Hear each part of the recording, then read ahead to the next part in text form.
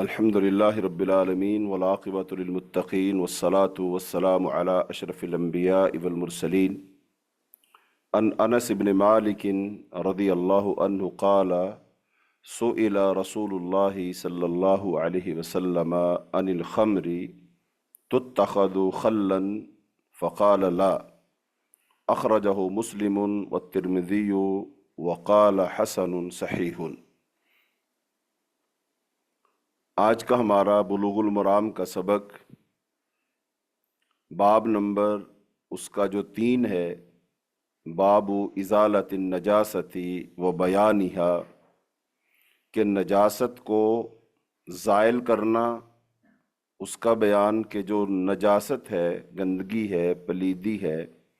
اس کو دور کرنا اور اس کو کیسے کیسے دور کیا جا سکتا ہے۔ اور دوسرا اہم مسئلہ یہ ہے کہ نجاست کسے کہتے ہیں، یعنی کہ وہ کون کون سی چیزیں ہیں کہ جن کو زائل کرنا، جن کو دھونا ضروری ہے، فرض ہے، تو وہ کون کون سی چیزیں ہیں۔ تو ان دونوں چیزوں کا بیان اس باب کے تحت آئے گا۔ تو اس باب کے تحت ہم جتنی احادیث پڑھیں گے تو ان احادیث سے ہمیں یہ 2 باتیں معلوم ہوں گی۔ ایک بات تو یہ معلوم ہوگی کہ نجاست کسے کہتے ہیں، نجاست میں کون کون سی چیزیں شامل ہیں، اور دوسرا پھر نجاست کو دور کرنے کا، زائل کرنے کا، نجاست سے جسم کو پاک کرنے کا یا کپڑے کو پاک کرنے کا کیا طریقہ ہے، کیسے اس کو پاک صاف کیا جا سکتا ہے۔ اور یقیناً یہ اس لحاظ سے بہت اہم ہے، چونکہ جب بھی ہم کوئی عبادت کریں گے تو عبادت کے لیے اپنے جسم کو پاک کرنا، اپنے لباس کو پاک کرنا، اور جس جگہ پر ہم عبادت کریں گے اس جگہ کو پاک کرنا یہ ضروری ہے۔ اور اگر عبادت نہ بھی کرنی ہو تو اسلام تو یہی حکم دیتا ہے، اسلام کی تعلیمات کا خلاصہ یہی ہے کہ انسان ہر وقت وہ پاک اور صاف رہے، یعنی کہ کوئی نجاست اس کے بدن کو، اس کے کپڑے کو لگی ہوئی نہ ہو، تو انسان پاک اور صاف رہے۔ حتیٰ کہ جو چیزیں نجاست میں نہیں آتی ہیں،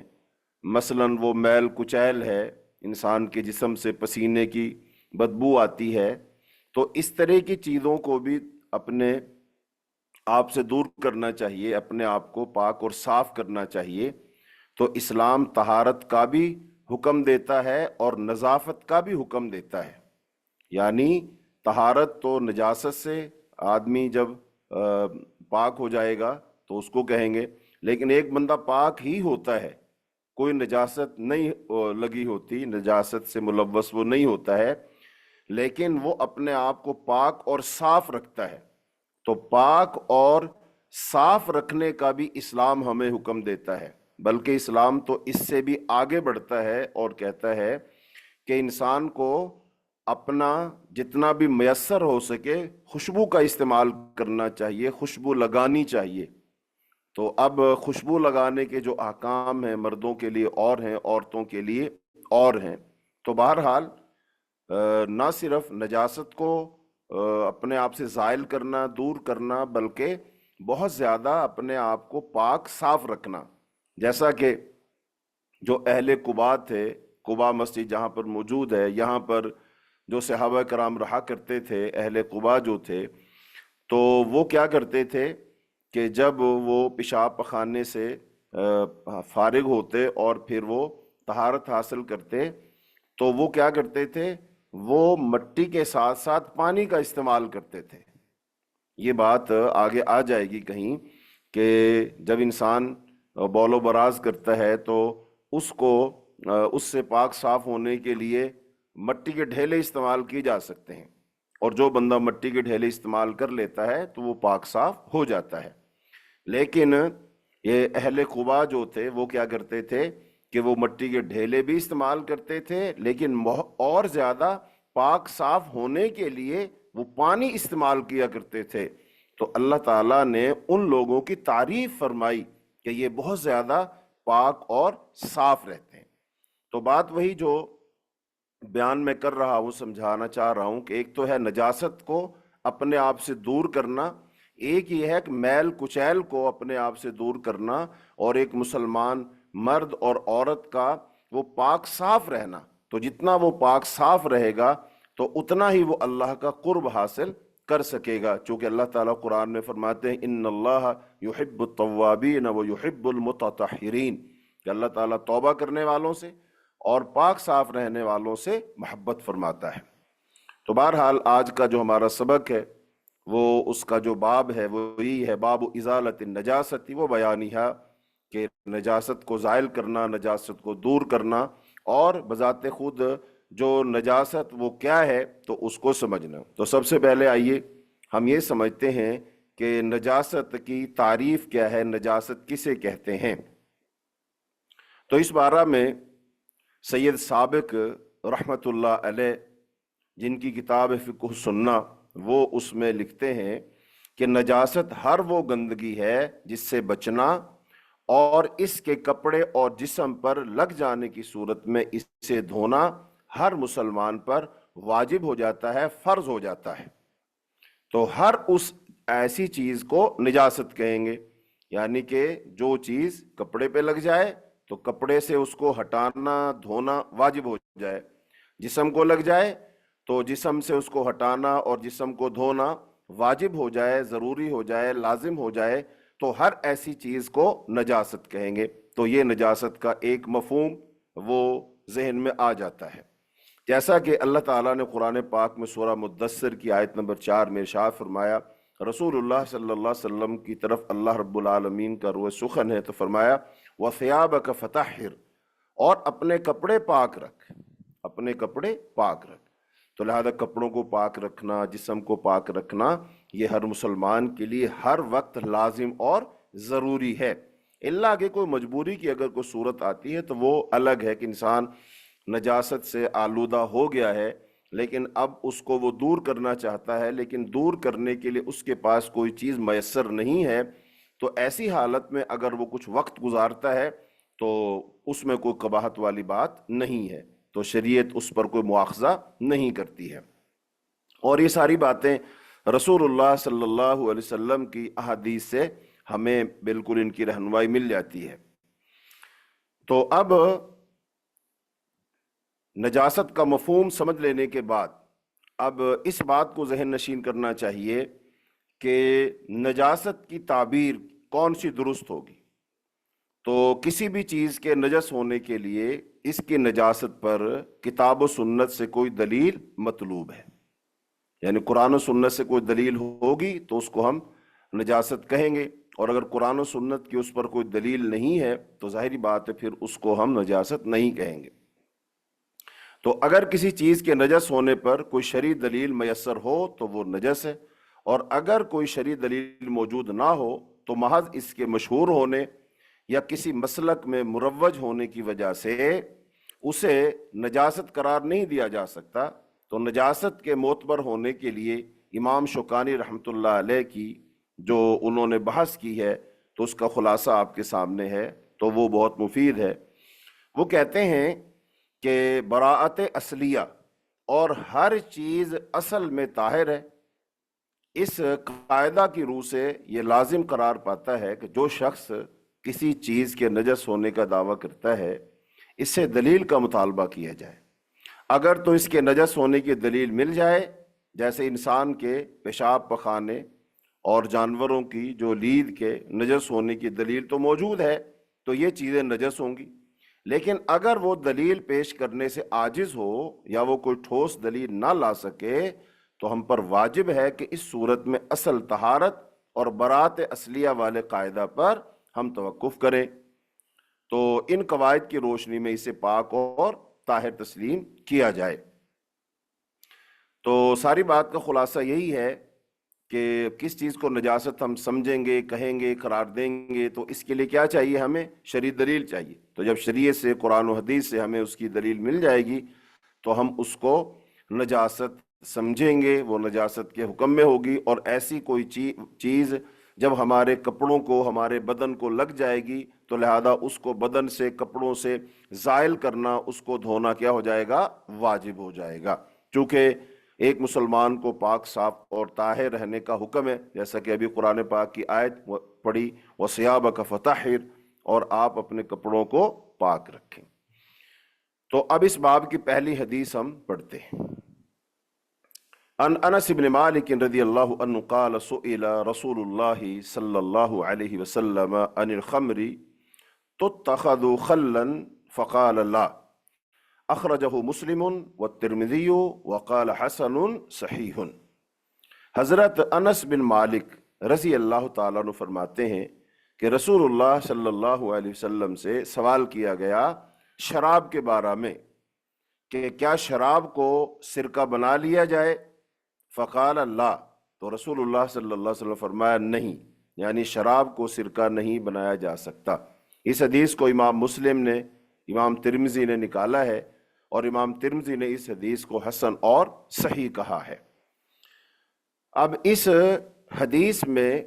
کئی باتیں ہیں، لیکن آج کا جو ہمارا موضوع ہے جو کہ نجاست معلوم کرنا، نجاست کس چیز کو کہتے ہیں تو یہ معلوم کرنا اور اس کو زائل کرنا، تو وہ اصل میں ہم سمجھنا چاہ رہے ہیں۔ تو اس حدیث میں یہ جو اجازت مانگی گئی، پوچھا گیا کہ کیا ہم شراب کو سرکہ بنا لیں، تو اب شراب کے بارے میں پوچھا جا رہا ہے، چونکہ شراب کے کئی مراحل تھے، خاص طور پر دو مرحلے بڑے ہیں۔ ایک ہے شراب ہونے سے، اس کو حرام کرنے سے پہلے کا مرحلہ، اور ایک ہے جب اس کو حرام کر دیا گیا تو اس کے فوراً بعد کا مرحلہ۔ تو دو بڑے یہ مراحل ہیں۔ تو لہذا اب حرام کرنے سے پہلے تو شراب صحابہ کرام رضی اللہ اجمعین پیا کرتے تھے، اور پھر شراب سے مختلف چیزیں بھی بنا لیا کرتے تھے، تو لہذا اس وقت تو اس کے لیے اللہ کی طرف سے کوئی احکام نہیں آئے تھے، تو لہذا وہ کام کیا جاتا تھا۔ لیکن پھر ہے کہ جب اللہ تعالیٰ کی طرف سے حکم آ گیا اور شراب کو حرام کر دیا گیا، تو اب جیسے ہی شراب کو حرام کیا، اور خاص طور پر شراب کو حرام کیا غزوہ خیبر کے موقع پر، تو غزوہ خیبر کے موقع پر جب شراب کو حرام کر دیا گیا تو اس وقت کئی نئے نئے مسائل پیدا ہوئے۔ ایک مسئلہ تو یہ پیدا ہوا جو اس حدیث میں ذکر ہے کہ جی اب جو شراب حرام ہو گئی ہے تو شراب تو ہم نہیں پی سکتے، لیکن شراب کی اگر شکل بدل لی جائے، اس کو کسی اور چیز میں تبدیل کر لیا جائے، اس سے کوئی اور چیز بنا لی جائے، تو کیا ایسا کرنا درست ہے؟ یعنی شراب کو کسی اور چیز میں تبدیل کرنا اور پھر اس کو استعمال کرنا جائز ہے کہ جائز نہیں ہے؟ تو رسول اللہ صلی اللہ علیہ وسلم نے فرمایا لا، یعنی شراب سے اب کوئی چیز نہیں بنائی جائے گی۔ کیا مطلب؟ اب اس حدیث کے پیچھے ایک واقعہ ہے، اور وہ واقعہ یہ ہے، آگے بھی وہ آئے گا واقعہ، اگلی حدیث میں اس کا ذکر آئے گا، چلو اس کو بھی ہم ساتھ ملا لیتے ہیں تو پھر ہی ہم اس پر بات کرتے ہیں۔ وَأَنْهُ رضی اللہ عنہ قال لما كان يوم خیبر امر رسول اللہ صلی اللہ علیہ وسلم، تو حضرت انس رضی اللہ تعالیٰ عنہ سے روایت فرماتے ہیں کہ جب خیبر کا دن تھا، یعنی کہ جب جنگ خیبر ہوئی، اللہ تعالیٰ نے فتح عطا فرما دی، تو رسول اللہ صلی اللہ علیہ وسلم نے حکم دیا ابا طلحہ ابو طلحہ کو، فنادا، اور انہوں نے پھر اعلان کیا، یعنی رسول اللہ صلی اللہ علیہ وسلم نے حضرت ابو طلحہ رضی اللہ تعالیٰ عنہ کو اعلان کرنے کا حکم دیا۔ اب وہ کیا اعلان تھا، کس کا حکم دیا، اور انہوں نے کس چیز کا اعلان کیا؟ تو اعلان یہ تھا کہ لوگوں سے تم یہ کہہ دو، کیا کہہ دو؟ ان اللہ ورسولہ ینہیانکم عن لحوم الحمر الاہلیۃ فانہا رجس متفق علیہ، کہ بے شک اللہ نے اور اس کے رسول نے دونوں نے حرام کر دیا ہے، کس کو؟ گھریلو گدھوں کے گوشت کو حرام کر دیا ہے، اور وہ رجسن گندگی ہے، وہ گندگی ہے اور وہ حرام کر دیا گیا ہے۔ تو اب ان دونوں حدیثوں میں دو چیزوں کا ذکر ہے، اور یہ خیبر کا موقع ہے، یعنی غزوہ خیبر کے بعد جب اللہ تعالیٰ نے خیبر پر فتح دے دی، خیبر وہ علاقہ جہاں پر یہودی رہتے تھے اور انہوں نے اپنے قلعے وغیرہ وہاں بنائے ہوئے تھے، تو اس علاقے کو پھر فتح کیا گیا۔ تو جب وہ فتح ہو گیا تو پھر اس کے موقع پر یہ اعلان کیا گیا۔ تو اب دو اعلان ہوئے، نمبر ایک شراب حرام کر دی گئی ہے، نمبر دو گھریلو جو گدے ہیں ان کا گوشت حرام کر دیا گیا ہے۔ تو اب جو شراب حرام کی گئی تو حضرت ابو طلحہ رضی اللہ تعالی عنہ نے ہی خود رسول اللہ صلی اللہ علیہ وسلم سے مسئلہ پوچھا تھا، اور انہوں نے جو مسئلہ پوچھا وہ اس کی نوعیت یہ تھی کہ جی شراب تو حرام کر دی گئی ہے، لیکن میرے پاس کچھ یتیموں کے پیسے تھے اور میں نے ان یتیموں کے پیسوں کو کاروبار میں لگایا ہوا تھا۔ کاروبار کیا کہ میں نے ان کے پیسوں سے چیزیں خرید کر کے شراب بنا لی تھی، لہذا اب شراب تو حرام ہو گئی ہے، تو اب اس کو تو ہم نہ بیچ سکتے ہیں نہ اس کو استعمال کر سکتے ہیں، یہ تو ہو گئی گویا کہ ضائع، لہذا ان یتیموں کا بہت زیادہ نقصان ہو جائے گا۔ تو کیا اب کوئی ایسی صورت ہو سکتی ہے کہ ان یتیموں کا نقصان نہ ہو؟ اس کے لیے ہم اس شراب کو کسی اور چیز میں تبدیل کر لیں، اس کا کوئی سرکہ وغیرہ بنا لیں، چونکہ سرکہ تو استعمال کرنا جائز ہے، سرکہ تو حرام نہیں ہوا ہے۔ تو یہ حضرت ابو طلحہ رضی اللہ تعالیٰ عنہ نے رسول اللہ صلی اللہ علیہ وسلم سے پوچھا، تو آپ صلی اللہ علیہ وسلم نے فرما دیا اللہ کہ شراب سے سرکہ بھی نہیں بنایا جا سکتا، چاہے جائے کہ سرکہ تو حلال ہے، لیکن اب سرکہ بنانے کے دو طریقے ہو گئے۔ ایک طریقہ وہ ہے کہ جس طریقے سے سرکہ ہی بنایا جاتا ہے، یعنی براہ راست سرکہ بنایا جاتا ہے، جیسے مختلف چیزوں کا سرکہ ہوتا ہے، بھلے وہ جو ہے کھجور کا کوئی سرکہ ہے، جو کا کوئی سرکہ ہے، اس کے علاوہ وہ اور مختلف چیز سیب کا سرکہ ہے، اور مختلف چیزوں کے سرکے بنائے جاتے ہیں اور سرکہ استعمال ہوتا ہے۔ خود رسول اللہ صلی اللہ علیہ وسلم بھی سرکے کو بطور سالن کے استعمال کیا کرتے تھے، آپ نے فرمایا سرکہ بہترین سالن ہے۔ تو لہذا ایک ہے کہ سرکہ بنانے کا جو پروسیس ہے اس کے ذریعے سے سرکہ بنانا تو وہ تو ٹھیک ہے، لیکن ایک یہ ہے کہ پہلے وہ شراب بنا لی گئی اور پھر اس شراب کو پھر سرکے میں تبدیل کیا جائے، لہذا یہ ناجائز ہے، یہ درست نہیں ہے۔ یعنی پہلے ایک چیز حرام بن گئی، حرام کر دی گئی اللہ تعالیٰ نے، اور اب اس کو اس کی شکل بدل کر کے کوئی حلال چیز اس سے بنائی جائے، تو لہذا یہ درست نہیں ہے۔ یہاں سے یہ بات بھی معلوم ہو جاتی ہے کہ بہت سارے لوگ ہیں اور اطباء حضرات، ڈاکٹر حضرات، اور پھر جو مریض ہوتا ہے، بہت سارے ایسے مریض یا مریضوں کے لواحقین، وہ جب ان کو بتایا جاتا ہے کہ بھائی یہ جو مرض ہے، یہ جو بیماری ہے، اس کا علاج تو ہو سکتا ہے لیکن اس کے لیے ہمیں کوئی حرام چیز استعمال کرنی پڑے گی، تو لہذا ان حرام چیزوں میں سے ایک شراب بھی ہے، تو کیا شراب کو بطور دوائی استعمال کیا جا سکتا ہے، یا شراب کو کسی دوائی میں ڈالا جا سکتا ہے کہ اور بھی چیزیں ڈالی جائیں اور ان اجزاء میں سے ایک شراب کو بھی شامل کیا جائے؟ تو بہت سارے اطباء حضرات، ڈاکٹر، طبیب حضرات کہہ دیتے ہیں کہ بھی دیکھو مجبوری کی حالت ہے تو لہذا اب تو شراب پی لینی چاہیے، چونکہ انسانی جان ہے، جان کو بچانا ہے اور وہ ضروری ہے وغیرہ وغیرہ۔ تو لہذا یہ ساری باتیں، یہ ساری دلیلیں، یہ جو لوگ جو راہیں ڈھونڈتے ہیں، تلاش کرتے ہیں، تو وہ رسول اللہ صلی اللہ علیہ وسلم کی اس حدیث سے ثابت ہوتا ہے کہ وہ منع ہے۔ یعنی اللہ تعالیٰ نے کسی حرام چیز میں شفا نہیں رکھی، اور اگر اس چیز میں کوئی فائدہ ہوتا تو اللہ تعالیٰ اس کو حرام نہ فرماتے۔ اس کا مطلب اس چیز میں فائدے کی بجائے نقصان زیادہ ہے، وہ نقصان دہ ہی ہے، اسی لیے اللہ تعالیٰ نے اس کو حرام کیا ہے۔ لہذا اب جو حرام چیز ہے ہم اس کے اندر فائدہ ڈھونڈ رہے ہیں، تو اس کا مطلب نعوذ باللہ ہم کہیں یہ تو نہیں کہ ہم اللہ سے بھی زیادہ سیانے بننے کی کوشش کر رہے ہیں، اللہ سے بھی زیادہ ہمارے پاس علم آ گیا ہے،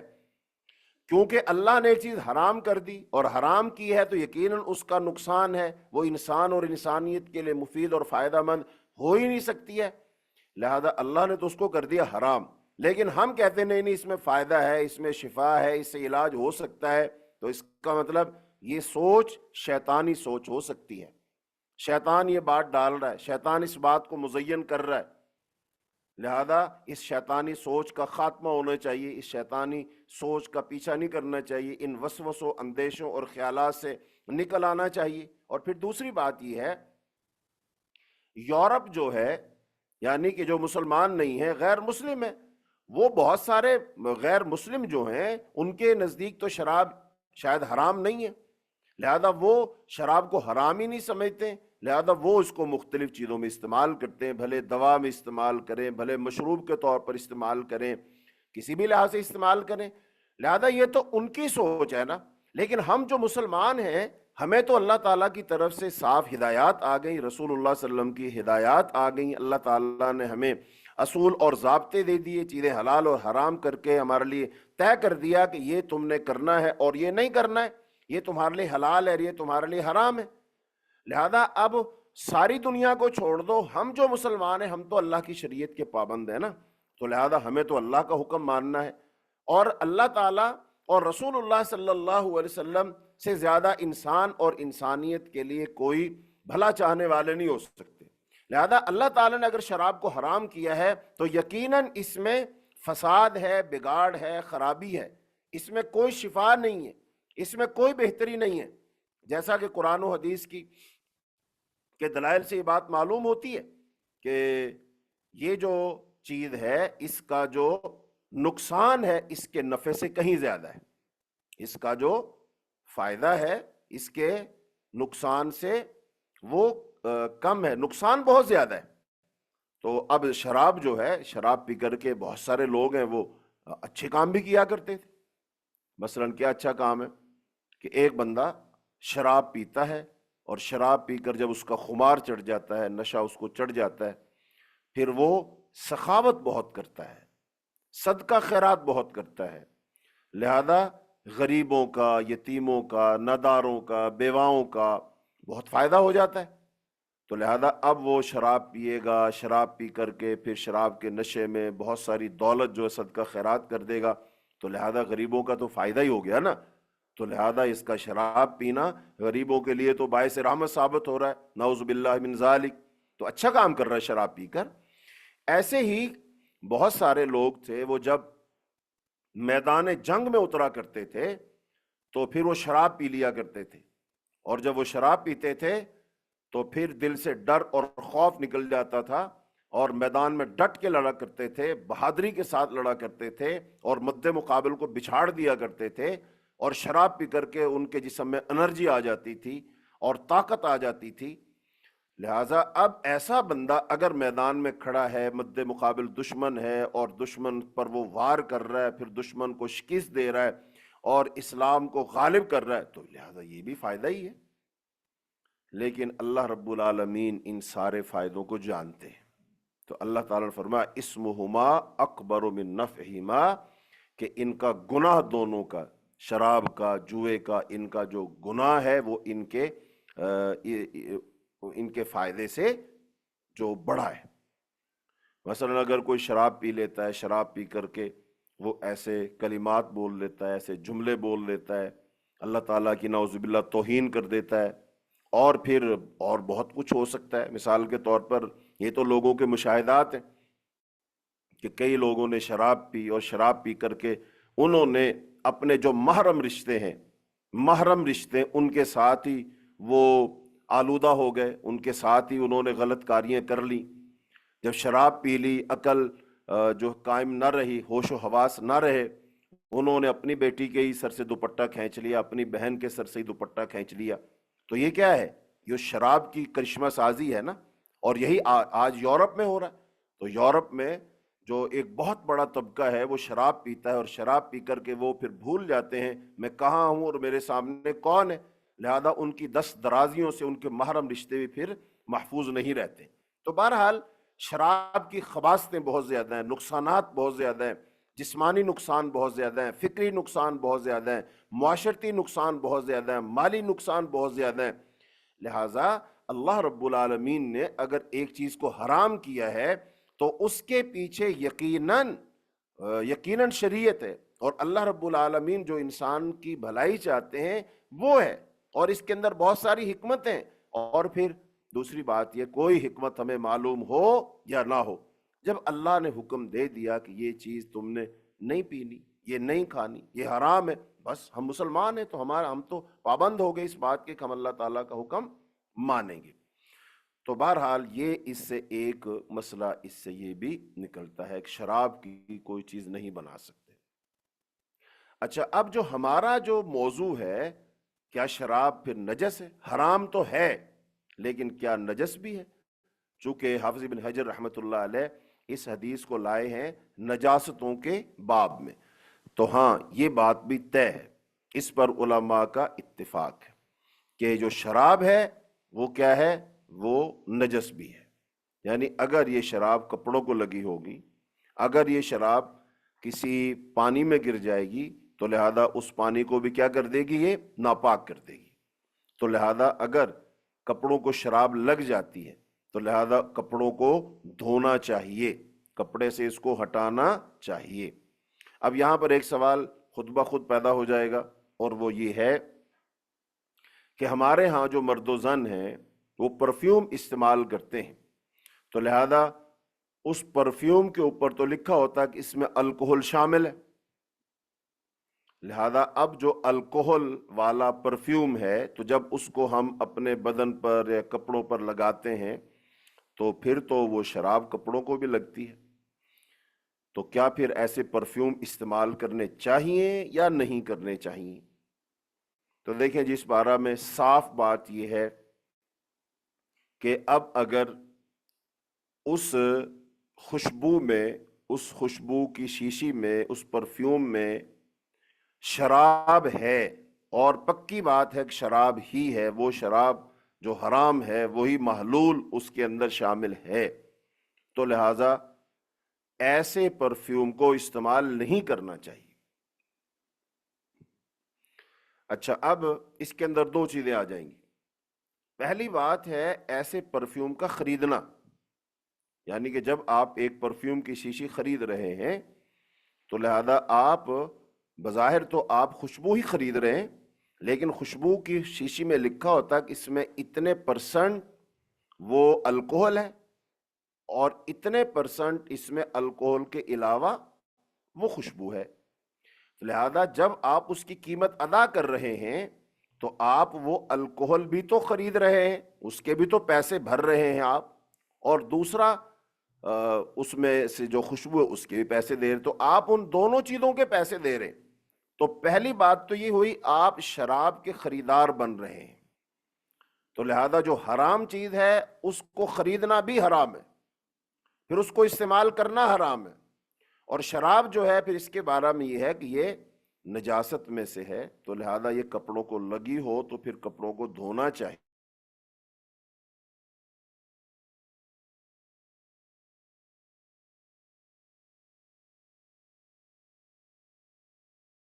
نا تو لگائیں گے تو وہ جو نجاست ہے وہ کپڑوں پہ لگے گی، تو لہذا کپڑوں کو نجس کرنا۔ اور دیکھو کیسی بات ہے، اس نجاست کو پہلے ہم خریدیں گے اور پھر اس کو خرید کر کے ہم لگائیں گے، تو لہذا یہ تو اور بڑی مصیبت ہو گئی، یعنی کہ گناہ پر گناہ ہے یہ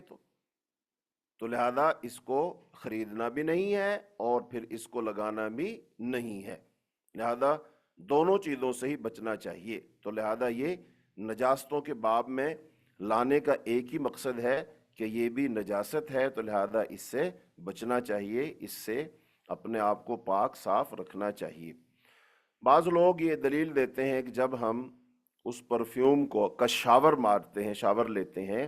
تو صرف خوشبو ہی کپڑوں کو لگتی ہے، اور صرف خوشبو ہی کپڑوں کو لگتی ہے اور وہ ہوا میں تحلیل ہو جاتی ہے، اور وہ جو شراب ہے وہ کپڑوں تک نہیں پہنچتی ہے۔ تو لہٰذا اس لحاظ سے یہ لوگوں کی جو دلیل اور منطق ہے یہ بھی درست نہیں ہے، یہ منطق بھی درست نہیں ہے۔ تو بھائی جب یہ بات طے ہے اور یہ بات ثابت شدہ ہے، اس میں کوئی شک شبہ نہیں ہے کہ جو اس خوشبو میں محلول ڈالا گیا ہے وہ شراب ہی ہے، تو لہذا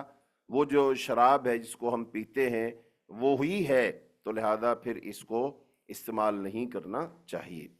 ہاں، اب اگر شراب کے علاوہ اگر کوئی محلول ہے، کوئی لیکوڈ ہے جس کے بارے میں یہ ثابت ہو جائے کہ وہ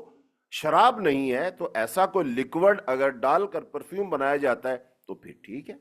پھر اس میں کوئی قباحت نہیں ہے، اس میں کوئی برائی نہیں ہے، تو وہ پھر جائز ہوگا۔ لیکن اگر یہ بات صحیح ہے، ثابت شدہ ہے کہ وہی شراب ہے جو حرام ہے، تو وہی محلول ہے یہ، تو لہذا اس کو پرفیوم میں ڈالا گیا ہے، تو لہذا پھر وہ درست نہیں ہے۔ اس میں جو لوگ تقسیم کریں گے کہ شراب تو اصل والی جو ہوتی ہے وہ تو انگور کے ساتھ بنتی ہے اور جو باقی چیزوں کے ساتھ شراب بنتی ہے وہ شراب نہیں ہوتی ہے، تو یہ بات درست نہیں ہے۔ جو چیز نشہ دلاتی ہے، کل مسکر حرام، ہر نشہ آور چیز حرام ہے۔ جو نشہ آور چیز ہے اس کی تھوڑی مقدار بھی حرام ہے اور اس کی زیادہ مقدار بھی حرام ہے، لہذا کل مسکر حرام، ہر نشہ آور چیز کیا ہے؟ وہ حرام ہے۔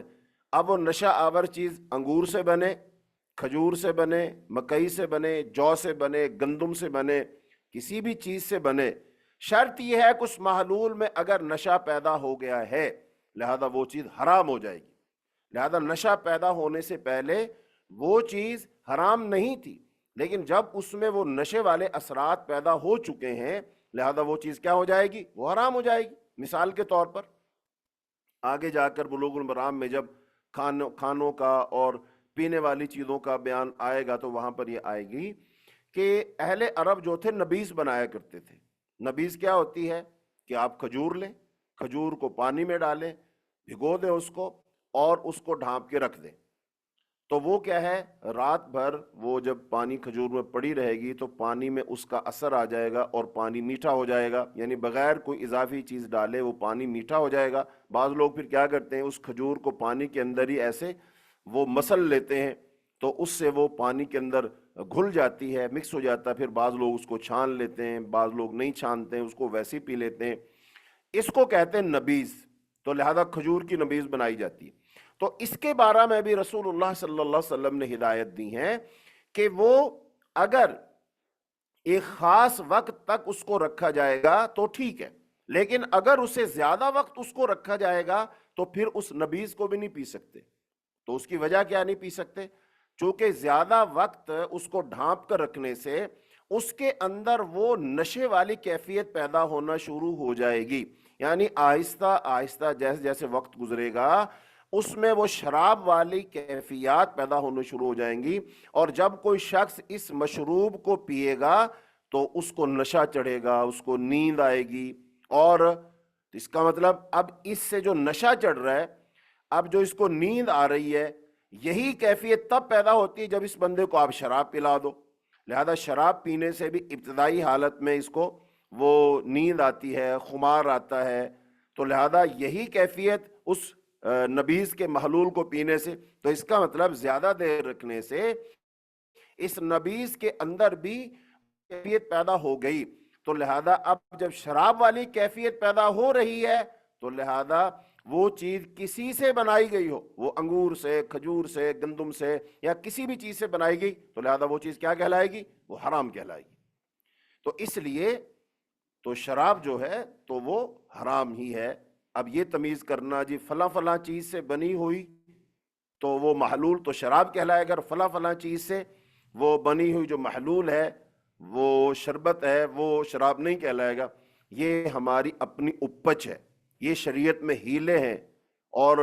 ان ہیلوں کے ذریعے سے حرام چیزوں کو حلال کرنے کی کوشش کی جاتی ہے، جو کہ بہت ہی مذموم کوشش ہے، یہ بالکل ناجائز ہے۔ رسول اللہ صلی اللہ علیہ وسلم کی بعض احادیث کا خلاصہ یہ ہے کہ قیامت کے قریب لوگ شراب کو حلال کر لیں گے اور اس کے نام بدل لیں گے، لہذا شراب ہی ہوگی لیکن شراب کا نام شراب نہیں رکھیں گے، شراب کا کوئی اور نام رکھ لیں گے، اس کا نام کچھ بھی رکھ لیں، لیبل اس پر کوئی بھی لگا لیں، ٹائٹل اس کو کوئی بھی دے دیں، اور ایسا قیامت کے قریب لوگ کریں گے۔ اور ایسا کر کے وہ کریں گے کیا کہ حرام چیز کو حلال کرنے کی مذموم کوشش کریں گے وہ۔ لہذا اگر کوئی شخص ایسا کرتا ہے، لہذا اس کا یہ عمل، اس کی یہ سوچ و فکر انتہائی مذموم ہے، اس کی جو مذمت کرنی چاہیے، لوگوں کو اس سے بچانا چاہیے۔ اور یہ ہیلے اور سازیاں جو ہیں یہ بنی اسرائیل کا کام تھے۔ بنی اسرائیل والے ایسے حرام چیزوں کو حلال کرنے کی مذموم کوششیں کیا کرتے تھے اور ہیلے بہانے کیا کرتے تھے، ان کے نام بدل دیا کرتے تھے اور پھر نام بدل کر کے انہی چیزوں کو کھلے دھڑلے کے ساتھ وہ خود استعمال بھی کرتے تھے، بیچتے بھی تھے، کاروبار بھی کرتے تھے۔ اسی وجہ سے اللہ تعالیٰ نے بنی اسرائیل پر لعنتیں بھی کی ہیں اور ان کی مذمت بھی کی ہے، ان پر عذاب بھی مختلف بھیجے ہیں۔ تو لہذا ہم مسلمانوں کو بنی اسرائیل والا وتیرہ نہیں اپنانا چاہیے، ان کے سے کام ہمیں نہیں کرنے چاہیے۔ تو بہرحال شراب جو ہے یہ نجاست کے اندر آتی ہے۔ دوسرا یہ ہے کہ جو گدھے کا گوشت ہے، اب گدھے کی دو اقسام ہیں۔ ایک گدھا وہ ہے جو گھریلو گدھا ہے، جو گھر میں پالا جاتا ہے گدھا وہ ہے، اور دوسرا ہے وہ گدھا جو جنگلی گدھا ہے، جو جنگل میں رہتا ہے۔ لہذا یہاں پر رسول اللہ صلی اللہ علیہ وسلم نے تخصیص فرما دی ہے کہ اللہ تعالیٰ نے کون سا گدھا حرام کیا ہے؟ وہ گدھا حرام کیا ہے کہ جو گھریلو گدھا ہے۔ جو جنگلی گدھا ہے اس کو حرام نہیں کیا ہے، تو لہٰذا اب یہ جنگلی جو گدھا ہے یہ حرام ہے، تو اس کا گوشت بھی کیا ہے؟ وہ بھی حرام ہے۔ تو لہذا یہاں پر لانے کا مقصد کیا ہے کہ یہ نجس ہے، ان کا گوشت کیا ہے؟ نجس ہے۔ اچھا، اب اس کا جو گدھا ہے اس میں اب تھوڑی سی تفریق کرنی پڑے گی، اور وہ یہ ہے کہ گدھا جو ہے ایک اس کا گوشت ہے، اب ایک اس کا بول و براز ہے، ایسے ہی اس کا خون ہے، اس کے ساتھ ساتھ اس کا پسینہ ہے، اور اس کے ساتھ ساتھ اس کے منہ کا لعاب ہے۔ تو یہ ساری چیزیں آئیں گی، اس پر بحث ہوگی۔ تو لہذا باقی چیزوں کے بارے میں تو کوئی شک شبہ نہیں ہے، لیکن اب جو اس کا اور جو اس کا ہے منہ کا جو تھوک ہے، اس کے بارے میں علماء نے جو اپنی آراء پیش کی ہیں وہ یہ ہے کہ باقی چیزیں تو نجس ہیں، لیکن اب اس کا جو پسینہ ہے وہ نجس نہیں ہے۔ اچھا، کیوں نجس نہیں ہے؟ اس کی کیا وجہ ہے؟ اس کی وجہ یہ ہے کہ خود رسول اللہ صلی اللہ علیہ وسلم نے گدھے پر سواری کی ہے۔ اچھا، کوئی بھی جب گدھے پر سواری کرے گا تو ظاہر بات ہے گدھا جب ایک آدمی کو اٹھا کر کے چلے گا تو گدھے کا جسم گرم ہوگا، اس کو پسینہ یقیناً آئے گا۔ تو وہ جو پسینہ آئے گا تو وہ جو اس کے اوپر بیٹھا ہوا بندہ ہے، جس نے اس کی لگام پکڑ رکھی ہے یا اس کی گردن کے بال پکڑ رکھے ہیں، جس کے پاؤں اس کے پیٹ کو چھو رہے ہیں، اور اگر بغیر کوئی کپڑا رکھے اس کے اوپر بیٹھا ہے تو وہ پسینہ انسان کے کپڑوں کو بھی لگے گا اور اس کے ساتھ ساتھ انسان کے جسم کو بھی لگے گا۔ تو رسول اللہ صلی اللہ علیہ وسلم نے خود گدھے پر سواری کی ہے،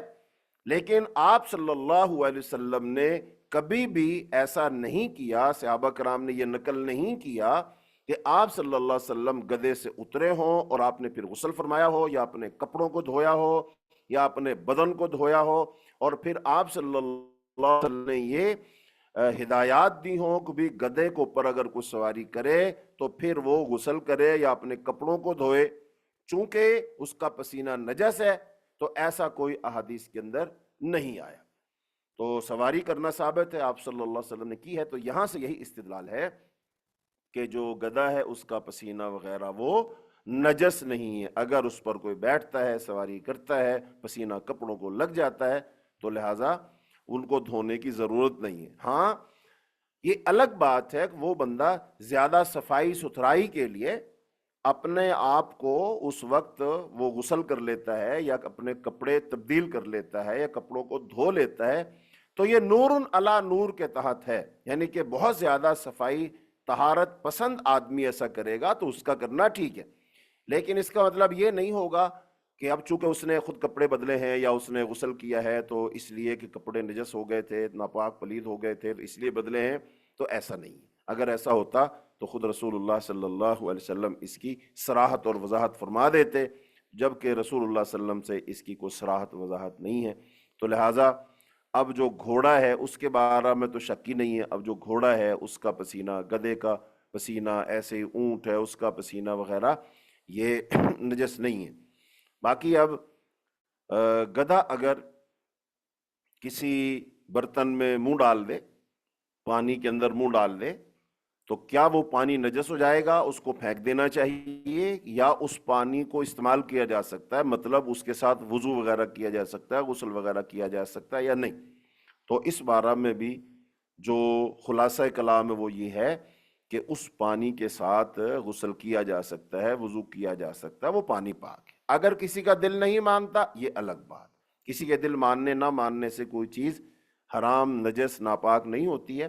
تو لہذا وہ پانی پاک ہی تصور کیا جائے گا، وہ ناپاک نہیں ہوگا، چونکہ اس کی کوئی صراحت اور دلیل موجود نہیں ہے۔ باقی ایک حدیث جو ہم پیچھے پڑھ چکے ہیں، وہ رسول اللہ صلی اللہ علیہ وسلم نے بلی کے بارے میں جو فرمایا تھا کہ بلی جو ہے اس کا جوٹھا وہ نجس نہیں ہے، اس کی وجہ یہ بتائی کہ یہ جو بلی ہے گھروں میں بہت زیادہ چکر لگانے والی ہے، تو اس وجہ سے اس کے جوٹھے کو نجس نہیں قرار دیا گیا۔ حالانکہ بلی جو ہے وہ بھی حرام جانوروں میں، بلی کو ہم کھا تو نہیں سکتے، گوشت تو نہیں کھا سکتے، وہ ہے حرام کے اندر ہی، لیکن اب اس کا جوٹھا ہے جو ہے اس کو نجس نہیں کہا گیا، اور اس کی وجہ اور علت یہ بتائی گئی چونکہ بلی گھروں میں اکثر چکر لگاتی ہے، گھروں میں آنے والا جانور ہے، لہٰذا اس میں اگر اس کا گھر میں آنا یا کسی چیز میں منہ ڈال دینا، اس پر ہم پابندی لگا دیں گے کہ وہ چیز حرام ہے، وہ نجس ہے، استعمال نہیں کر سکتے ہیں، تو لہذا اس میں کیا ہو جائے گا، مشکل ہو جائے گا۔ تو اس لیے شریعت نے اجازت دی، رسول اللہ صلی اللہ علیہ وسلم نے خود اس کی علت بیان فرما دی کہ وہ کثرت کے ساتھ تمہارے گھروں میں چکر لگانے والی۔ اچھا، اب یہی علت گدھے کے ساتھ بھی ہے، یہی علت گدھے کے ساتھ بھی ہے، چونکہ اکثر عرب کے جو لوگ تھے وہ گدھے پالا کرتے تھے، اور اگر دیہاتوں میں آج بھی جائیں تو جو کسان لوگ ہیں تو ان کے گھروں میں تو گدھا یا گدھی ضرور ہوتے ہیں، اس کو کوئی وہ گدھے ریڑھی کے اندر اس کو جوڑتا ہے، یا اس پر کوئی وزن اٹھاتا ہے، کوئی اس پر سواری کرتا ہے، کوئی اس کو جو ہے نا مختلف اور کام اس کے ساتھ لیے جاتے ہیں، اس کے ساتھ بعض علاقوں میں جو ہے نا مٹی ڈھوئی جاتی ہے، اینٹیں ڈھوئی جاتی ہیں، پہاڑی علاقوں میں سامان لاد کر کے اوپر تک لے جایا جاتا ہے، تو بہرحال اس کے مختلف استعمالات آج بھی موجود ہیں۔ تو لہذا اب اگر یہ گھروں میں پایا جاتا ہے، گھروں میں ہی رہتا ہے، تو لہذا اس کے ساتھ بھی وہی علت ہے جو بلی کے ساتھ ہے، بلی بھی گھروں میں چکر لگانے والی ہے، تو لہذا گدھا بھی گھروں میں رہتا ہے اور اس کے ساتھ ہم کام لیتے ہیں، استعمال کرتے ہیں، تو لہذا بلی خود حرام ہے، لہذا اس کا جوٹھا وہ نجس نہیں ہے، تو ایسے ہی گدھا جو ہے اس کا گوشت حرام ہے، لہذا وہ اس کا جوٹھا وہ نجس نہیں ہے۔ تو یہاں سے استدلال یہ ہے، تو اس کے جوٹھے سے وضو وغیرہ کیا جا سکتا ہے، اس کا پانی وہ نجس نہیں ہوتا ہے، اگر کوئی اس کو استعمال کرنا چاہے تو بالکل جائز ہے، درست ہے۔ اگر کسی کا دل نہیں مانتا، یہ الگ بات ہے، وہ تازہ پانی لے کر کے وہ کر سکتا ہے، اور اس کو بھلے استعمال نہ کرے تو یہ بھی درست ہے اس کا یہ عمل، لیکن اس پر نجس کا ہم حکم نہیں لگا سکتے۔ اچھا جی، آگے حدیث ہے حضرت عمر بن خارجہ رضی اللہ تعالیٰ، اس میں یہ مسئلہ بیان کیا جائے گا کہ جو معقول اللحم جانور ہیں جن کا ہم گوشت کھاتے ہیں، تو ان کا جو تھوک ہے، لعاب ہے، تو وہ حرام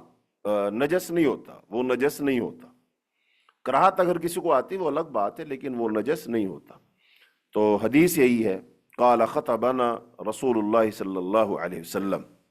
رسول اللہ صلی اللہ علیہ وسلم خطبہ ارشاد فرما رہے تھے، منا میں تھے، خطبہ ارشاد فرما رہے تھے، وَهُوَ عَلَى رَاحِلَتِهِ، اور رسول اللہ صلی اللہ علیہ وآلہ وسلم اپنی سواری پر تشریف فرما تھے، وَلُعَابُهَا يَصِيلُ عَلَى كَتَفِيَّ، اور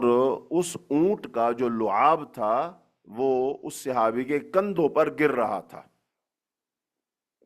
یعنی واقعہ یوں بنے گا، رسول اللہ صلی اللہ علیہ وسلم کا آخری حج، اور آخری حج میں حضور منا میں ہیں، اور منا میں اپنے اونٹ پر بیٹھے ہوئے ہیں، اور اونٹ پر بیٹھ کر آپ لوگوں سے خطاب کر رہے ہیں۔ ایک صحابی نے آپ کے اونٹ کی مہار پکڑی ہوئی ہے، اور وہ مہار پکڑے کھڑا ہے، تو جو اونٹ کا منہ ہے وہ اس کے بالکل اوپر ہے، تو اونٹ جو ہے جب وہ جگاڑی کرتا ہے تو اس کے منہ سے سفید سفید جھاگ نکلتے ہیں، وہ اس کا لعاب ہوتا ہے، تھوک ہوتا ہے اس کا، تو وہ اس صحابی کے کندھوں پر گر رہا تھا۔ تو اب وہ صحابی جس کے اوپر یہ اونٹ کا لعاب گر رہا ہے، منہ سے بہنے والا مادہ گر رہا ہے، جھاگ گر رہے ہیں، نہ تو وہ خود اس سے بچے، نہ انہوں نے اس کو دھویا۔ تو اس کا مطلب یہ ہے کہ اگر یہ نجس ہوتا، اگر یہ نجس ہوتا تو یقیناً وہ صحابی اس سے بچتے، کبھی بھی اپنے اوپر نہ گرنے دیتے، اپنے جسم کو بھی کپڑوں کو بھی اس سے بچانے کی کوشش کرتے، لیکن انہوں نے ایسا نہیں کیا۔ تو اس سے یہ پتہ چلا کہ اونٹ کے منہ کا لعاب، اور اسی طرح اب جتنے بھی جانور ہیں جن کا ہم گوشت کھاتے ہیں، ان کا جو لعاب ہے، ان کا جو تھوک ہے، وہ نجس نہیں ہے۔ اگر کپڑوں کو لگ جائے تو دھونا ضروری نہیں، اگر پانی سے وہ پانی پی لیں تو پانی میں اگر اس کے اثرات چلے جائیں تو وہ پانی نجس نہیں ہوگا۔ تو اس کا مطلب وہ نجس جب ہے ہی نہیں تو کسی کپڑے کو، جسم کو، برتن کو، پانی کو لگ جائے گا تو وہ نجس نہیں، یعنی کہ یہ نجاستوں میں شامل نہیں ہے۔ خلاصہ کلام یہ کہ جو لعاب ہے یہ نجاستوں میں شامل نہیں ہے۔ اب ایسے خود بخود طے ہو جائے گا کہ اونٹ کا جو پسینہ ہے، گھوڑے کا جو پسینہ ہے، اسی طرح وہ بھی نجاست کے اندر نہیں آتا ہے، چونکہ رسول اللہ صلی اللہ علیہ وسلم نے ان جانوروں پر سواری کی ہے۔ تو لیکن آپ نے کبھی بھی ایسا نہیں کہ آپ نے سواری کی اور پھر اپنے جسم کو، کپڑوں کو دھویا ہو۔ اگر یہ نجاست میں ہوتا تو آپ دھوتے اور یقیناً آپ ارشاد فرما دیتے، لیکن ایسا نہیں ہے۔ اب آگے انتہائی اہم ترین مسئلہ آ رہا ہے جو ہماری روزمرہ زندگی سے اس کا تعلق ہے۔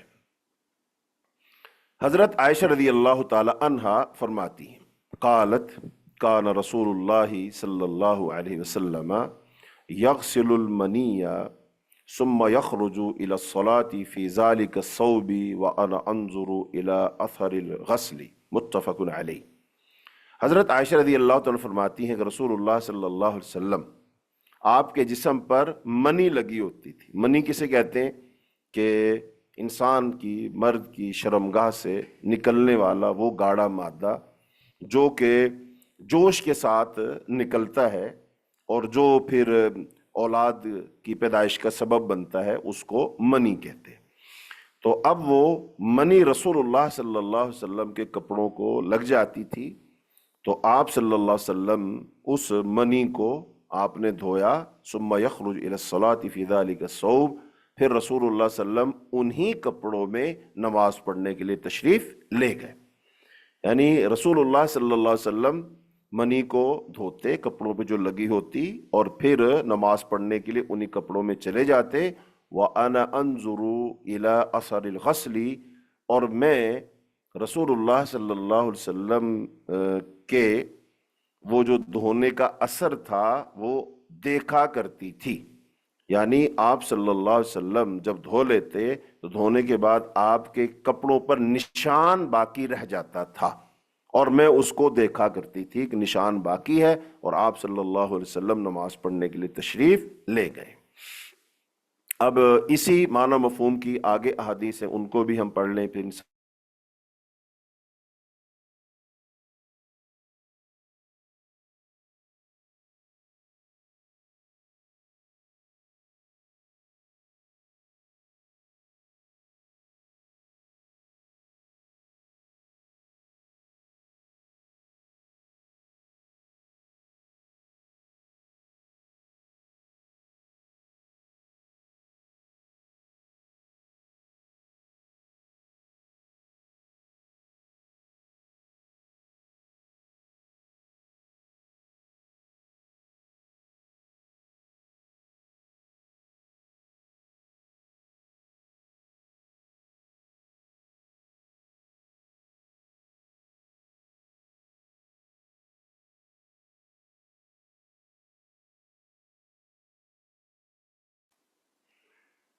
جی امید ہے اب آواز آ رہی ہوگی۔ جی آواز نہیں آ رہی ابھی بھی؟ جی آ گئی الحمدللہ۔ اچھا جی، تو باقی جو احادیث ہے، مسئلہ یہ چل رہا ہمارا، بیچ میں سے آواز منقطع ہو گئی تھی، کہ حضرت عائشہ رضی اللہ تعالیٰ عنہ فرماتی ہیں اگر رسول اللہ صلی اللہ علیہ وسلم کے کپڑوں کو منی لگ جاتی تھی تو آپ صلی اللہ علیہ وسلم اس کو خود دھوتے اور پھر انہی کپڑوں میں نماز پڑھنے کے لیے تشریف لے جاتے، اور میں اس کا اثر جو ہے، اس کے نشانات آپ کے کپڑوں پر دیکھا کرتی تھی۔ اور صحیح مسلم کی حدیث میں الفاظ یہ ہیں کہ میں اس کو مل کر دھو دیا کرتی تھی، فیصلی فیہ، تو آپ صلی اللہ علیہ وسلم اس میں نماز پڑھ لیتے تھے۔ اور ایک حدیث کے لفظ یہ ہیں، لقد کنت احکہ یابسا بظفری من ثوبہ، کہ میں اپنے ناخن کے ساتھ اس کو کھرچ دیا کرتی تھی آپ کے کپڑے سے، جب وہ خشک ہو جاتی تو میں اس کو آپ صلی اللہ علیہ وسلم کے کپڑے سے میں کھرچ ڈالتی تھی۔ یعنی اب اگر مادہ منویہ مرد حضرات کی شرمگاہ سے یا خواتین کی سے جو مادہ منویہ نکلتا ہے، جو بچے کی ولادت کا سبب بنتا ہے، جس کا تذکرہ اللہ نے قرآن پاک میں کیا ہے، مائے دافق اس کو کہا ہے، تو اب وہ جو مائے دافق ہے، جس کو عربی میں منی کہتے ہیں، اب اگر وہ کپڑوں کو لگ جائے تو پہلی بات تو یہ ہے کہ کیا یہ نجاست میں آتا ہے یا نجاست میں نہیں آتا ہے۔ تو اس بارہ میں علماء کے دو اقوال ہیں، بعض تو کہتے ہیں کہ یہ نجاست میں آتا ہے اور بعض کہتے ہیں نجاست میں نہیں آتا ہے۔ لیکن بہرحال یہ دو اقوال میں سے یہ نجاست میں آئے نہ آئے، لیکن رسول اللہ صلی اللہ علیہ وسلم اس کو اپنے کپڑوں سے صاف کیا کرتے تھے، بھلے اس کو دھو کر صاف کیا جائے، بھلے وہ خشک ہو جائے تو اس کو ناخن کے ساتھ کھرچا جائے، یا اس کو کسی اور چیز کے ساتھ کپڑے سے پونچھا جائے بدن سے، تو بہر صورت اس کو صاف کرنا اور جسم سے اس کو ہٹانا، کپڑے سے اس کو ہٹانا، یہ رسول اللہ صلی اللہ علیہ وسلم کی احادیث سے ثابت ہے۔ تو جب علماء کے دو اقوال موجود ہیں تو اب وہ اس بارہ میں ہے کہ پاک ہے کہ ناپاک ہے، جبکہ احادیث اس بارہ میں یہ صراحت کر رہی ہیں کہ رسول اللہ صلی اللہ علیہ وسلم بذات خود یا آپ صلی اللہ علیہ وسلم کی بیویاں ہماری مائیں اس کو ہر صورت وہ ہٹایا کرتی تھی، اب وہ پاک ہو یا ناپاک ہو، وہ نجس ہو یا نجس نہ ہو، نجاست ہو یا نجاست نہ ہو، لیکن رسول اللہ صلی اللہ علیہ وسلم کا خود عمل اور صحابیات اور نبی صلی اللہ علیہ وسلم کی ازواج ہماری مائیں رضی اللہ عنہن، ان کا جو عمل ہے وہ یہ ثابت کرتا ہے کہ اس کو کپڑے سے زائل کرنا، اس کو ہٹانا ہے، کپڑے کو اسے صاف کرنا۔ تو اب یہ احادیث سے ایک مسئلہ نکل آیا، تو لہذا ہم اسی پر اکتفا کریں گے، اسی پر اپنی گفتگو کو سمیٹیں گے اور رکھیں گے کہ اگر یہ چیز انسان کی جسم کو لگ جائے تو جسم سے بھی اس کو صاف کرنا چاہیے، کپڑے کو لگ جائے تو کپڑے سے بھی اس کو صاف کرنا چاہیے۔ اب باقی جو یہ مختلف اعمال آئے ہیں کہ کبھی تو آپ صلی اللہ علیہ وسلم نے اس کو دھویا ہے، اماں جی عائشہ رضی اللہ تعالیٰ فرماتی ہیں کہ بعض دفعہ میں اس کو مل دیا کرتی تھی، بعض دفعہ اس کو اپنے ناخن کے ساتھ کھرچ دیا کرتی تھی۔ تو یہ اصل میں اس وجہ سے ہو سکتا ہے کہ وہ جو مادہ منویہ ہے اس کی جو کیفیت ہے نا وہ مختلف ہو سکتی ہے، بعض دفعہ وہ بہت گاڑھا ہوتا ہے، بعض دفعہ وہ بہت پتلا اور رقیق ہوتا ہے، تو لہذا جب وہ بہت پتلا ہے تو پھر وہ کپڑے کے اندر جذب ہو جائے گا، تو لہذا اب ایسا جب کپڑے کے اندر جذب ہو گیا ہے تو لہذا اس کو تو ناخن سے آپ کھرچ ہی نہیں سکتے، تو لہذا اس کو کیا کرنا پڑے گا، اس کو دھونا پڑے گا۔ دوسری صورت میں یہ ہے کہ اگر وہ پتلا نہیں ہے، رقیق نہیں ہے، وہ گاڑھا ہے، تو ظاہری بات ہے گاڑھا ہے تو کپڑے پہ لگے گا ضرور لیکن کپڑے میں جذب نہیں ہوگا وہ، تو جب کپڑے میں جذب نہیں ہوگا تو وہ خشک اگر ہو گیا تو اس کو ناخن سے بھی کھرچ دیا جائے گا تو وہ سارے کا سارا ہٹ جائے گا، اس کی وہ ایک اوپر سے تہہ سی بن جائے گی اور اس کو ناخن سے کھرچیں گے تو وہ ہٹ جائے، ختم ہو جائے گا۔ تیسری صورت یہ ہے کہ اگر وہ نہ بہت پتلا ہے نہ بہت گاڑھا ہے، درمیانہ سا ہے، کپڑے کو اگر لگ گیا ہے اور خشک ہو گیا ہے تو اس کپڑے کو اگر خشک ہو چکا ہے اس کو ایسے پکڑ کے ملا جائے گا، دونوں ہاتھوں سے ملا جائے گا، تو وہ چونکہ خشک ہو چکا ہے تو وہ کپڑے کو پھر اچھے طریقے سے جھاڑ دیا جائے گا، تو وہ اس سے زائل ہو جائے گے اس کے اثرات، تو یعنی وہ جو چیز کپڑے کو لگی ہوئی تھی تو وہ پھر ساری کی ساری وہ نکل جائے گی۔ جیسے بعض دفعہ مٹی ہے، ریت ہے، جب وہ گیلا ہوتا ہے کپڑے کو لگ جاتا ہے، لیکن جب وہی کپڑا خشک ہو جاتا ہے تو اس کپڑے کو اچھے طریقے سے ملا جائے، زور کے ساتھ اس کو پھٹکارا اور جھاڑ دیا جائے تو وہ سارے کا سارا اس سے زائل ہو جاتا ہے، نکل جاتا ہے۔ تو بہرحال یہ تینوں طریقے سے اس کو زائل کیا جا سکتا ہے، اور رسول اللہ صلی اللہ علیہ وسلم نے کیا اور اماں جی عائشہ رضی اللہ تعالی عنہا نے کیا۔ اب اس میں ایک اور مسئلہ وہ یہ ہے کہ اگر ان سب طریقوں کے ساتھ، بھلے پانی کے ساتھ، بھلے ناخن سے کھرچ کر کے، بھلے اس کو کپڑے کو مل کر کے اس کو زائل کر دیا جائے، لیکن اس کا کپڑے پہ بہرحال نشان رہ جاتا ہے، تو کیا ایسا نشان جب کپڑے پہ رہ جائے گا تو کیا ایسے کپڑے میں نماز پڑھی جا سکتی ہے یا نماز نہیں پڑھی جا سکتی؟ ہاں، تو ایسے کپڑے میں نماز پڑھی جا سکتی ہے کہ نشان باقی ہو، تو نشان باقی رہنا نقصان نہیں دے گا۔ نشان جس کپڑے میں باقی رہ گیا ہو اس کپڑے کو پہن کر کے نماز پڑھی جا سکتی ہے، یہ درست ہوگا۔ بعض لوگ یہ مسئلہ بھی پوچھتے ہیں کہ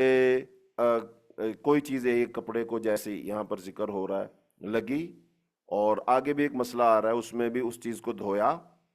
تو دھو کر کے نشان باقی رہ گیا تو کیا اس کپڑے میں نماز پڑھ لیں؟ ہاں جی، اس میں نماز پڑھ سکتے ہیں آپ۔ یا بعض لوگ یہ پوچھتے ہیں جی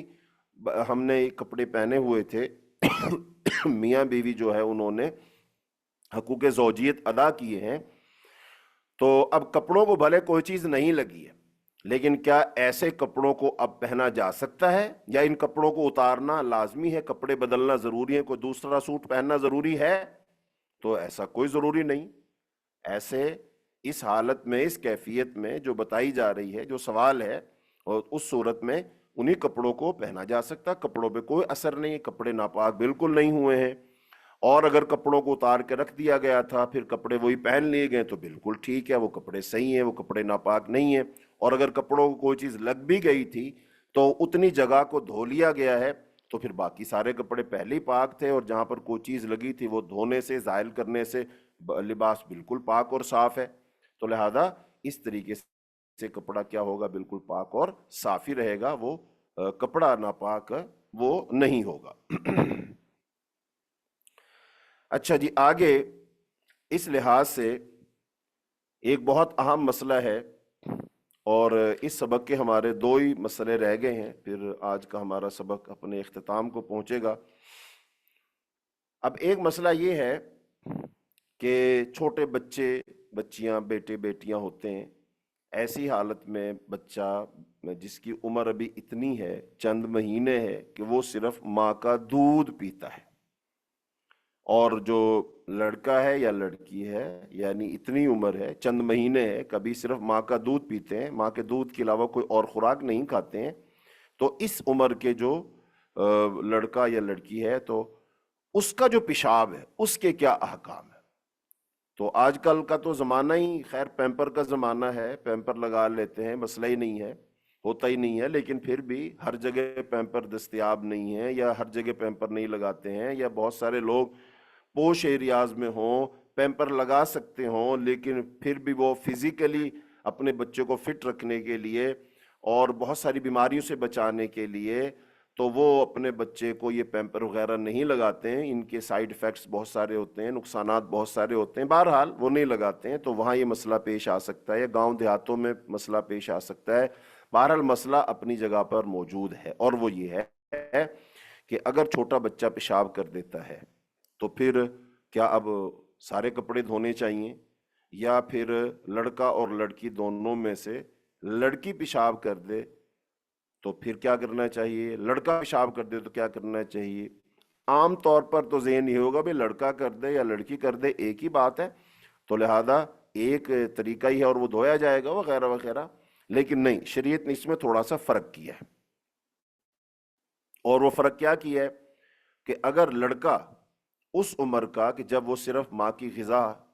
پر ہی اکتفا کرتا ہے، اس کے علاوہ کچھ کھاتا پیتا نہیں، اوپر کی خوراک نہیں کھاتا ہے، وہ لڑکا اگر کپڑوں پر پیشاب کر دے تو اب وہ کوئی بھی شخص ہے، مرد ہے یا عورت ہے، وہ اپنے کپڑوں کو صاف کرنے کے لیے، اس نجاست کو دور کرنے کے لیے،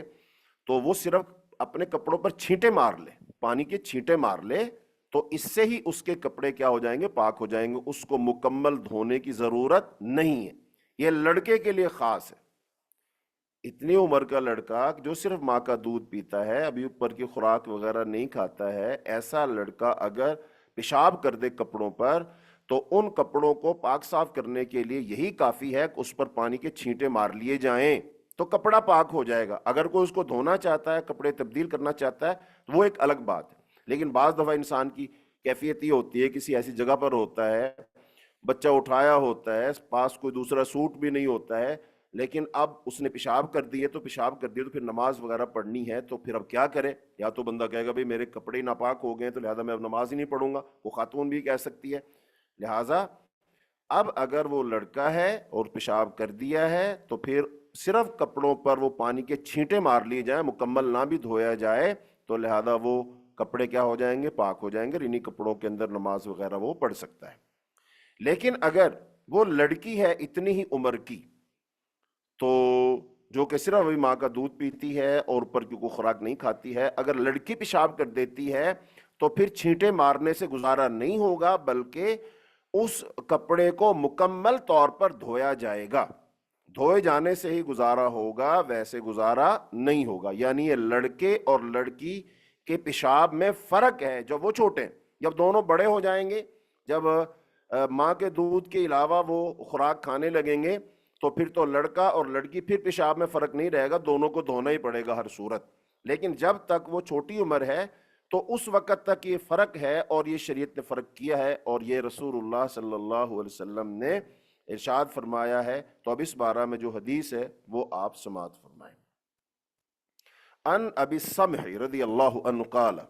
قال رسول اللہ صلی اللہ علیہ وسلم یغسل من بول الجاریۃ ویرش من بول الغلام، اخرجہ ابو داود والنسائی وصححہ الحاکم۔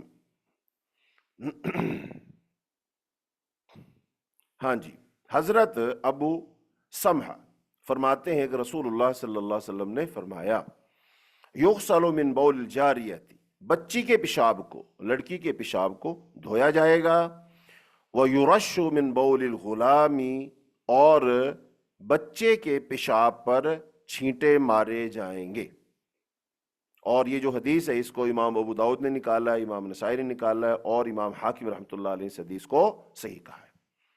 اچھا، اب اس کی تفصیل میں کوئی بندہ پوچھ سکتا ہے یہ کیا بات ہوئی کہ لڑکے کا جو پیشاب ہے تو اس کو چھینٹے مارنے سے ہی وہ گزارا چل جائے گا، لڑکی کا جو پیشاب ہے اس کو دھوئیں گے تو تبھی پاک صاف ہوں گے، تو یہ کیا فرق ہے؟ پیشاب تو پیشاب ہی ہوتا ہے، وہ لڑکے کا ہو لڑکی کا ہو۔ دیکھو بھائی، بات یہ ہے، یہ ہماری عقل ہے نا، یہ ہماری سوچ ہے، اور جو یہ حدیث ہے یہ کس کی ہے؟ یہ رسول اللہ صلی اللہ علیہ وسلم کا فرمان ہے۔ لہذا اب ہماری عقل جو ہے اگر اس حدیث کو قبول کرنے سے انکار کرتی ہے تو یہ ہماری عقل کا قصور ہے، یہ ہمارا جو مائنڈ سیٹ ہے نا وہ درست نہیں ہے۔ لہٰذا اب رسول اللہ صلی اللہ علیہ وسلم کا فرمان آ جانے کے بعد، اگرچہ مگرچہ چونکہ چنانچہ، اور یہ فرق کیا ہے، اس کی لاجک کیا ہے، اس کی منطق کیا ہے، ایسا کیوں کہا گیا ہے، یہ ساری چیزیں بے معنی ہو جاتی ہیں۔ لہذا اب ہم تو قبول کرنے والے، وگرنہ ایسے تو بہت ساری باتیں جن پہ سوال اٹھ جائیں گے۔ مثال کے طور پر انسان کے دو ہی ہاتھ ہیں، دایاں اور بایاں، اب ہم کیا حکم دیا گیا؟ دائیں ہاتھ سے کھاؤ، دائیں ہاتھ سے پیو، تو لہذا اب یہ الٹا ہاتھ بھی تو اللہ نے بنایا، تو اسے ہم کیوں نہیں کھا سکتے، کیوں نہیں پی سکتے؟ بھئی ہمیں حکم دے دیا گیا نا، بس یہ ہمیں حکم ہے تو ہم اس سے کھائیں گے، اس سے پئیں گے۔ ہاں، آگے کہیں کسی کی کوئی لاجک بیان کر دی جائے اس کو مانیں گے، جیسے کہ فرمایا شیطان اپنے الٹے ہاتھ سے کھاتا اور پیتا ہے، لہذا ہم شیطان کی مشابہت نہیں کریں گے۔ ایسی اور بہت ساری جگہوں پر ذہن میں اشکال پیدا ہوتا ہے، تو سرے دست تو یہ بات ہونی چاہیے کہ ہم اس بات کو سن کر کے اپنا سر جھکا دیں کہ آمنا و صدقنا، جو کہا گیا ہم اس کو مانتے ہیں، عقل میں آئے تب بھی مانتے ہیں، نہ آئے تب بھی مانتے ہیں۔ اس کی کوئی لاجک، منطق، کوئی اس کا فلسفہ بیان کر دیا جائے ہم تب بھی اس کو مانتے ہیں، اگر اس کا کوئی اس کی لاجک، منطق، فلسفہ نہیں ہے تو ہم اس کو پھر بھی مانتے ہیں۔ ایسا نہیں ہے کہ ہم ہر چیز کے لیے ایک بیریئر لگا دیں کہ یہ بات اگر اس کا کوئی فلسفہ، اس کی کوئی منطق، اس کی کوئی لاجک بیان کی جائے گی، میری سمجھ میں پھر یہ بات آ جائے گی تو میں اس کو مان لوں، اور جب تک کوئی بات بیان نہیں کی جاتی، میری عقل اس کو قبول نہیں کرتی، میں اس کو نہ مانوں. تو اس کا مطلب یہ ہے پھر ہم اپنی عقل کے پجاری ہوئے نا. ہم شریعت کو تو نہیں مانتے، پھر ہم قرآن و حدیث کو تو نہیں مانتے. ایک مسلمان کی سوچ کیا ہوتی ہے جب اس کو یہ بات مصدقہ طور پر کہی جائے کہ یہ اللہ کا حکم ہے، یہ رسول اللہ صلی اللہ علیہ وسلم کا فرمان ہے، تو اس کے بعد وہ کیا کرے؟ سر تسلیم خم کر دے، اور آگے سے کوئی سوال نہیں، کوئی ہیل حجت نہیں، کوئی لاجک منطق فلسفہ، کوئی استفسار، کچھ بھی نہیں ہے. یہ مسلمان کی سوچ ہے، اور ایسی ہی سوچ بنانی چاہیے. تو لہذا رسول اللہ صلی اللہ علیہ وسلم کی حدیث ہے، آپ نے فرما دیا کہ جو لڑکی ہے وہ چھوٹی عمر کی، جب وہ خوراک صرف ماں کا دودھ پیتی ہے، کوئی خوراک نہیں کھاتی ہے، لہذا اس کے پیشاب کو اگر وہ کسی کپڑے پر لگ جاتا ہے اس کو دھویا جائے گا. اور اگر کوئی لڑکا ہے یا اتنی عمر کا کہ جب وہ صرف ماں کا دودھ پیتا ہے، کوئی اوپر کی خوراک نہیں کھاتا ہے، جو اب اگر وہ کسی پر کے پیشاب کر دیتا ہے، اس کا پیشاب کپڑوں کو لگ جاتا ہے، تو اس کو اگر پانی کے چھینٹے مار لی جائیں گے تو گزارا ہو جائے گا. لہذا شریعت نے ہمیں پاکی اور طہارت کا حکم دیا، شریعت نے ہمیں تقسیم کر کے بتا دی، اور شریعت ہمارے سر آنکھوں پر. باقی اس کی بہت ساری تفصیلات بہت سارے لوگوں نے بیان کی ہیں کہ جو لڑکا ہوتا ہے اس کا جو پیشاب ہوتا ہے وہ اتنا جو ہے وہ رقیق نہیں ہوتا ہے، اور اس میں اتنا نجاست کا جو اثر ہے وہ کم ہوتا ہے. لڑکی کا پیشاب جو ہوتا ہے وہ رقیق ہوتا ہے، پتلا ہوتا ہے، کپڑا اس کو جذب کر لیتا ہے، اور اس میں نجاست زیادہ ہوتی ہے، لہذا جس میں نجاست زیادہ ہے اس کو دھویا ہی جائے گا، اس کے بغیر کپڑا پاک صاف نہیں ہوگا. تو لہذا اس طرح کی باتیں لوگ کہتے ہیں، پھر میڈیکلی کچھ باتیں کہتے ہیں، کچھ اس پر لوگ ریسرچ اپنی پیش کرتے ہیں. تو بہرحال یہ ساری باتیں اپنی جگہ پہ صحیح ہو سکتی ہیں، صحیح نہیں بھی ہو سکتی ہیں، لیکن ہمیں تو شریعت کو دیکھنا ہے، حدیث کو دیکھنا ہے. اس میں آ گیا تو ہم اس کو مانتے ہیں. آگے حدیث ہے ان اسماء بنت ابی بکر ان النبی صلی اللہ علیہ وسلم قال فی دم الحیض یصیب الثوب تحته ثم تقرصه بالماء ثم تنزحه ثم تصلي فيه متفق علیہ. وعن ابی ہریرہ قال قالت خولة یا رسول اللہ فإن لم يذهب الدم قال يكفيك الماء ولا يضرك أثره اخرجہ الترمذی وسندہ ضعیف.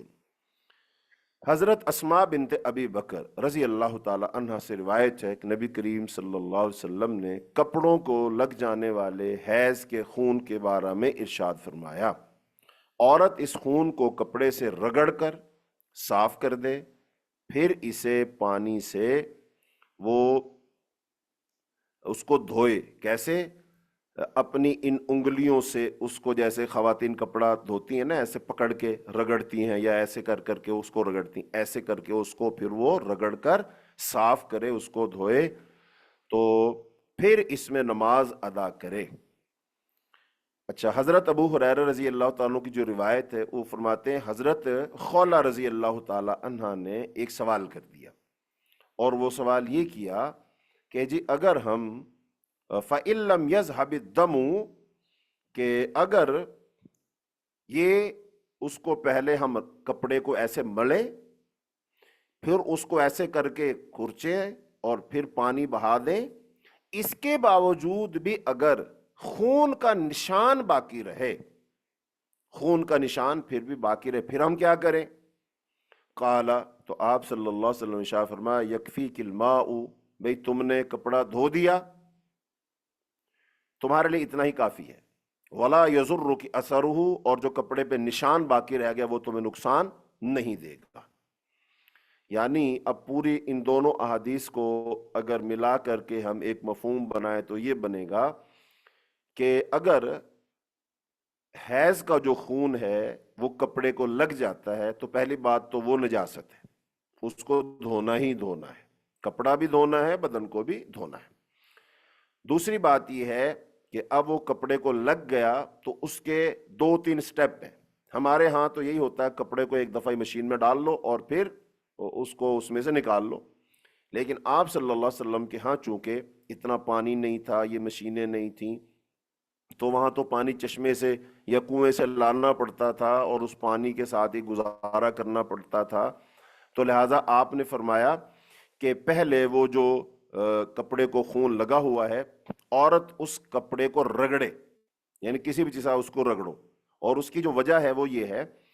کہ جو حیض کا خون ہوتا ہے جب یہ کپڑے کو لگ جاتا ہے تو اس کی خاص جو خصوصیات ہیں تو یہ کپڑے کو سخت کر دیتا ہے. تو لہٰذا جب یہ کپڑے کو لگا ہوگا، سخت ہوگا، تو اگر آپ اس پر پانی بھی بہا دیں تو پھر پانی صحیح طریقے سے جذب نہیں ہوگا، وہ جو نجاست ہے وہ کپڑے سے.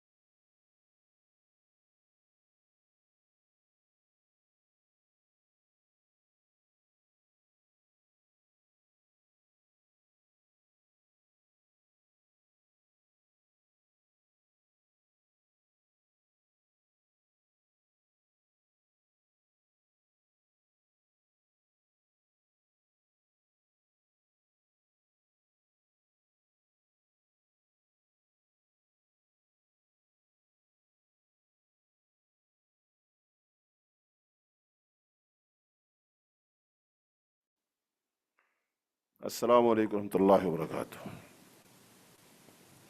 جی بڑی معذرت ہے، یہ بس نیٹ کی وجہ سے کچھ بار بار وہ ڈسکنیکٹ ہوتا ہے. تو آواز آ رہی ہے جی؟ جی اچھا جی، ہم سبق کے اختتام کی طرف بڑھتے ہیں. تو بات یہ بیان ہو رہی تھی کہ اگر وہ حیض کا جو خون ہے کپڑے کو لگ جاتا ہے تو رسول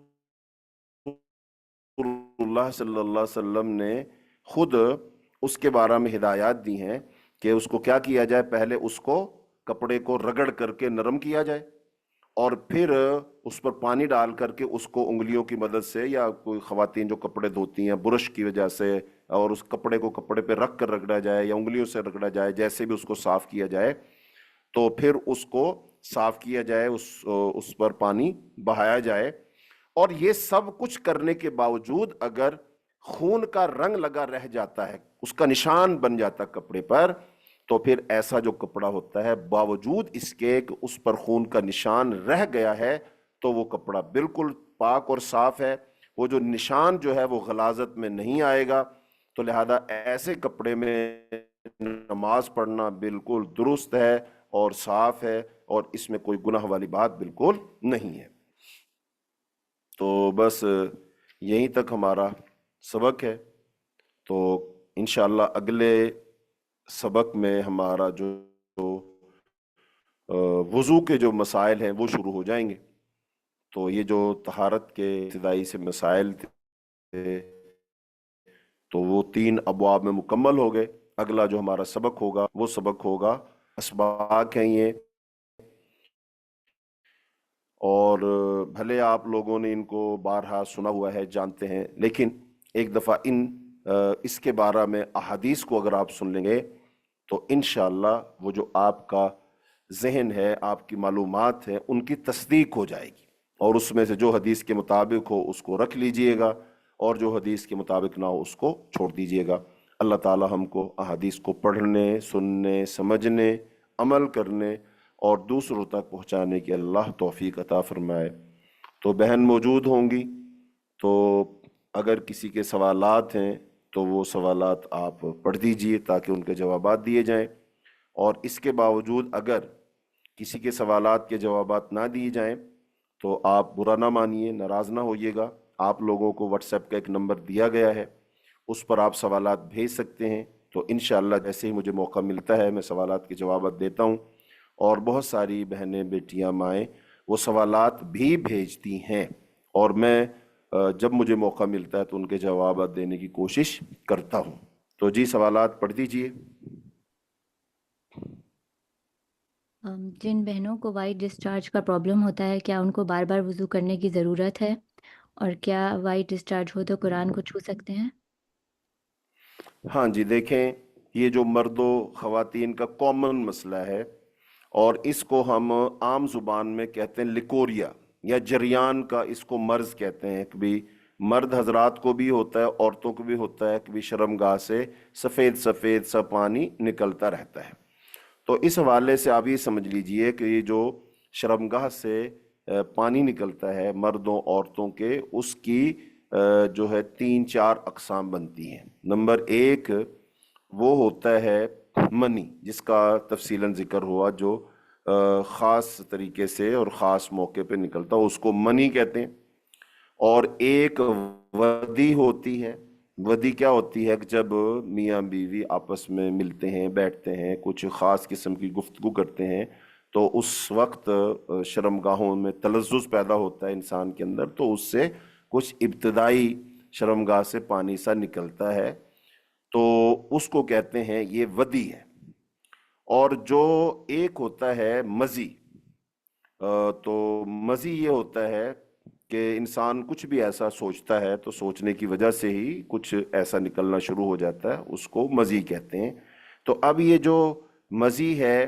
یا ودی ہے، اسی طرح کا بعض دفعہ شرمگاہوں سے پانی نکلنا شروع ہو جاتا ہے، اور اس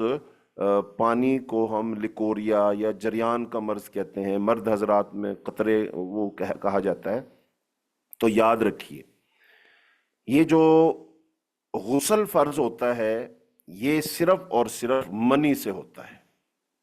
یہ ودی ہو یا مزی ہو یا یہ سفید پانی سا ہو، اس کے ساتھ غسل فرض نہیں ہوتا اور وضو فرض ہو جاتا ہے۔ ظاہری بات ہے، یہ تو طے ہے کہ بھی کسی نے وضو کیا ہو تو اس کی جو سبیلین ہیں، 2 راستے سے اگر کوئی بھی چیز نکل جاتی ہے، بھلے کوئی لیکوڈ میں ہے، بھلے کوئی ہوا خارج ہوتی ہے،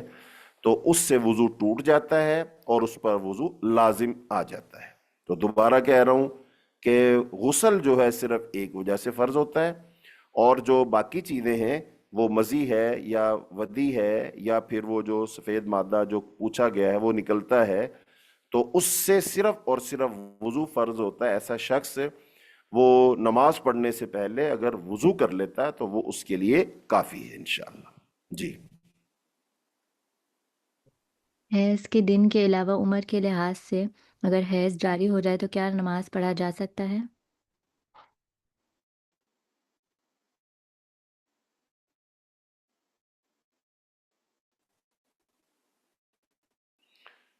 آپ کی آواز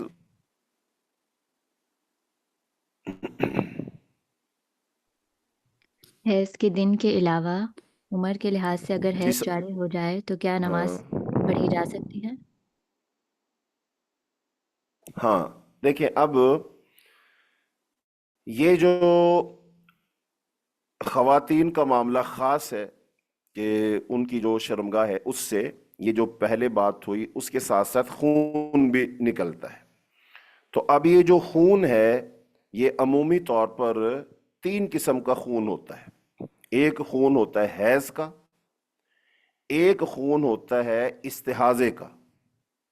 اور ایک خون ہوتا ہے جو اولاد کی پیدائش کے وقت خون نکلتا ہے۔ یہ 3 قسم کا خون ہے۔ لہذا اب یہ جو حیض کا خون ہے، حیض کا خون جو خواتین کو آتا ہے وہ ایک خاص وقت پر آتا ہے اور خاص دنوں کے لیے آتا ہے۔ اس میں وہاں پر بھی بات ہوگی انشاءاللہ۔ تو حیض جو ہے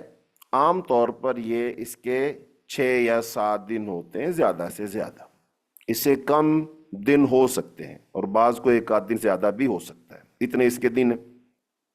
اب جو بات کی گئی کہ عمر کے لحاظ سے اگر حیض کے دن گزر جائیں اس کے بعد بھی خون جاری ہو جائے، تو یاد رکھیے اس خون کی 2 کیفیتیں ہوں گی۔ پہلی کیفیت یہ بنے گی کہ ایک تو حیض کے دن چل رہے تھے اور فرض کر لیجئے پورے ہونے تھے وہ 7 دن، تو لیکن 7 دن کے بعد 8واں دن شروع ہو گیا تب بھی خون آ رہا ہے، 9واں دن شروع ہو گیا تب بھی خون آ رہا ہے، خون بند ہی نہیں ہو رہا ہے، تو اب کیا کیا جائے؟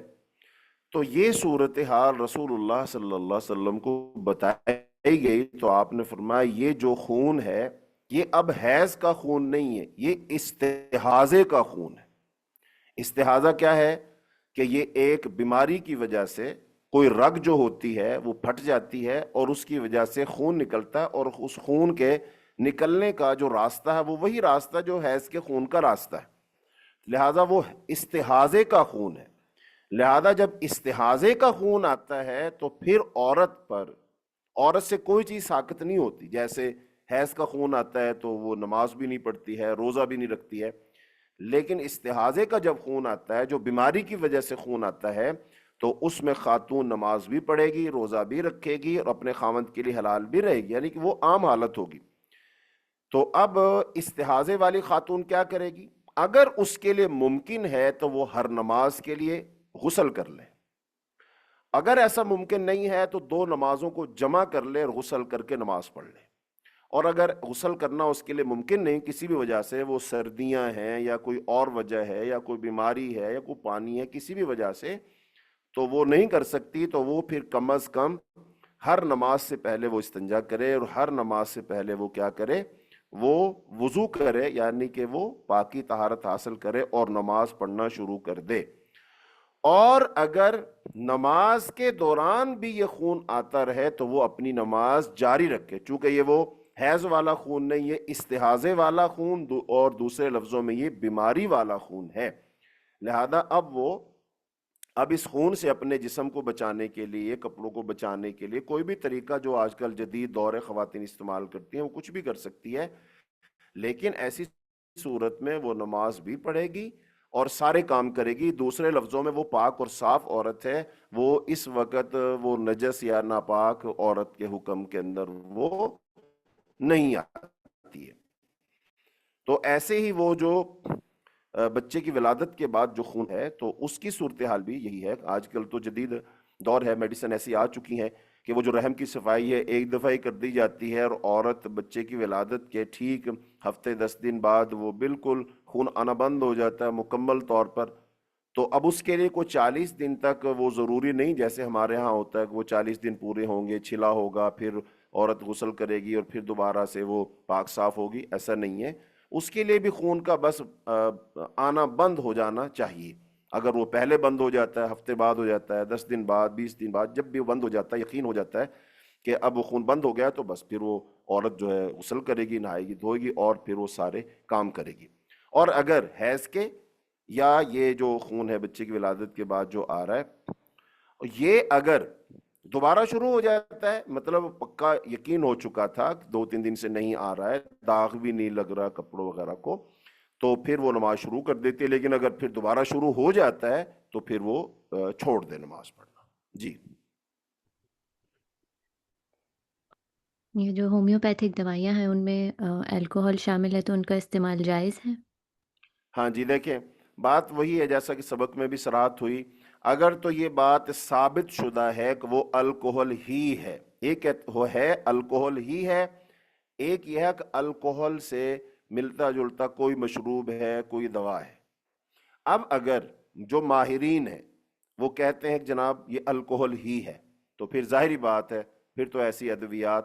وہ کوئی بھی ادویات ہوں، نہ صرف وہ ایلوپیتھی کی ہوں یا ہومیوپیتھی کی ہوں یا پھر جو ہربل قسم کی ادویات ہوتی ہیں، جب یہ بات ثابت ہو جائے کہ ان میں کسی بھی لحاظ سے الکوہل کو شامل کیا گیا ہے، تو لہذا ایسی کوئی بھی دوائی پھر استعمال نہیں کرنی چاہیے۔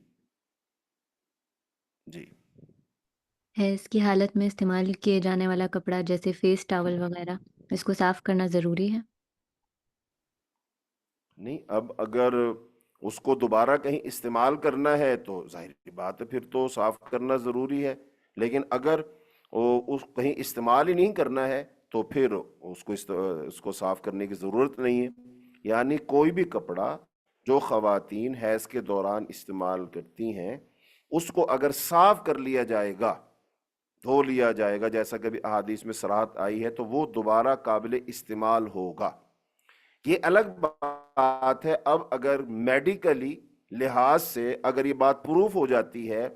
کہ اس کپڑے کو دھو لینے کے بعد اس میں کچھ ایسے جراثیم ہوتے ہیں کہ جو نقصان دے سکتے ہیں یا ان کی وجہ سے کوئی بیماری لگ سکتی ہے،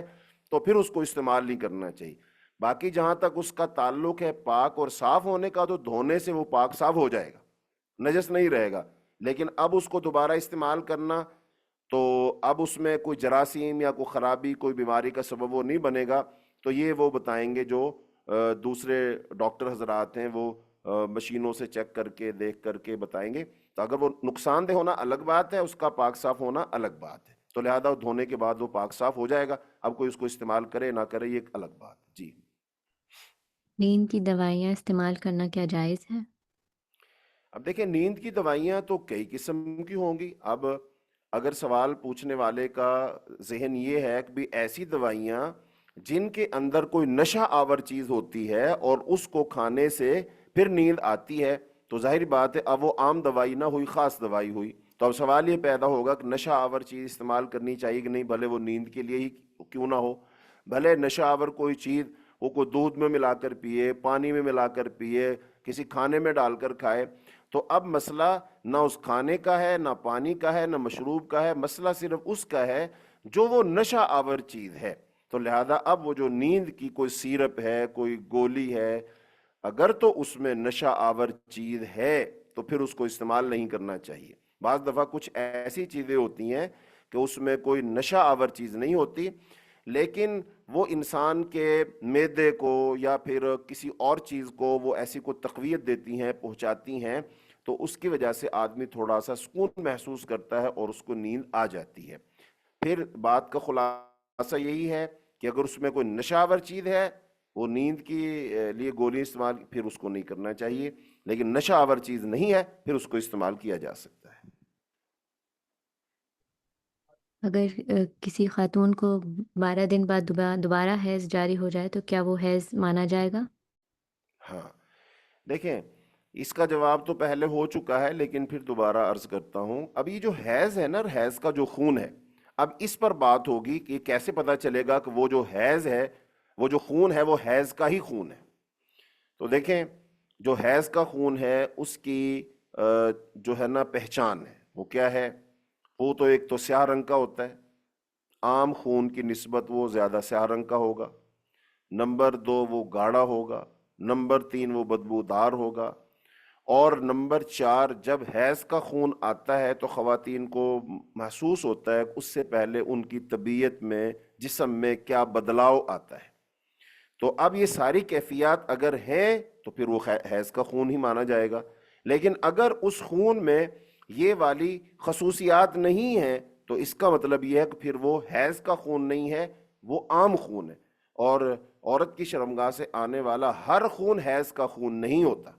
ہر خون حیض کا خون نہیں ہوتا ہے۔ وہ حیض کا خون تو وہ مخصوص خون ہی ہوتا ہے جو ایک خاص وقت کے بعد وہ رحم سے وہ نکلتا ہے، اور اس کی علامات یہ ہیں۔ تو اب ہر وہ خاتون جس کو یہ مسئلہ لاحق ہے،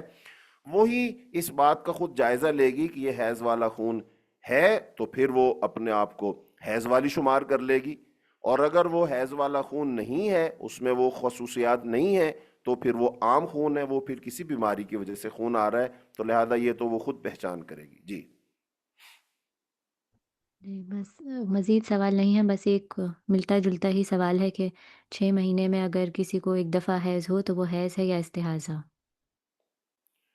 اب اسی سوال میں اس کا جواب ہے کہ پہلی بات تو یہ ہے کہ یہ جو 6 مہینے بعد حیض ہے، یا تو اب یہ کوئی ایسی خاتون ہے جس کی عمر بہت زیادہ ہو چکی ہے، وگرنہ تو 6 مہینے بعد حیض نہیں آتا، اس نے تو ہر مہینے آنا ہے۔ تو اب اگر یہ وہ ایسی کوئی زیادہ عمر والی خاتون ہے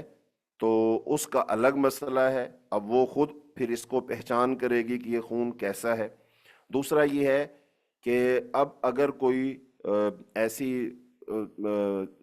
لڑکی ہے جو ابھی بالغ ہو رہی ہے تو اس کو پہلے آیا پھر ابھی، یعنی کہ پروسیس پورا شروع نہیں ہوا ہے، اگر ایسی صورت ہے تو اس میں بھی پھر یہی دیکھا جائے گا کہ وہ جو خون ہے اس خون کی کیا کیفیت ہے۔ تو یہ تو اب اس کو اسیس کیا جائے گا کہ وہ ہے کیا، اور اگر واقعتاً اس میں حیض والے خون کی خصوصیات پائی جاتی ہیں تو پھر اس کو حیض والا شمار کیا جائے گا، اور اگر اس میں عام خون والی صفات ہیں تو اس کو پھر عام خون ہی مانا جائے گا۔ تو یہ جو 6 مہینے بعد جو حیض آ رہا ہے تو اس سے فرق نہیں پڑے گا، بلکہ فرق پڑے گا اس خون کو، اس کی جو جانچ کی جائے گی، اور یہ ایک عام معاملہ ہے جو خواتین، بڑی بوڑھیاں جو ہوتی ہیں، بڑی عمر والی خواتین وہ ہوتی ہیں، ان کو پھر پتہ ہوتا ہے، اور جب ان سے گفتگو کرتی ہیں، اپنا مسئلہ بتاتی ہیں، تو وہ تقریباً وہ اس کو بتا اور سمجھا دیتی ہیں کہ یہ بیٹا یہ خون جو ہے حیض والا ہے یا حیض والا نہیں ہے۔ تو اب اگر وہ حیض والا وہ کہہ دیں تو پھر وہ حیض والی کیفیت ہوگی، اور اگر وہ حیض والا نہیں ہے تو پھر وہ حیض والی کیفیت نہیں ہوگی، بلکہ وہ کسی بھی وجہ سے وہ خون آیا ہوگا، جو کہ کوئی بیماری بھی ہو سکتی ہے۔ ٹھیک ہے جی، اب ہم کلاس کا اختتام کرتے ہیں اور دعا پڑھتے ہیں۔ سبحانک اللہم و بحمدک، اشہد ان لا الہ الا انت، استغفرک و اتوب الیک۔ السلام علیکم ورحمۃ اللہ وبرکاتہ۔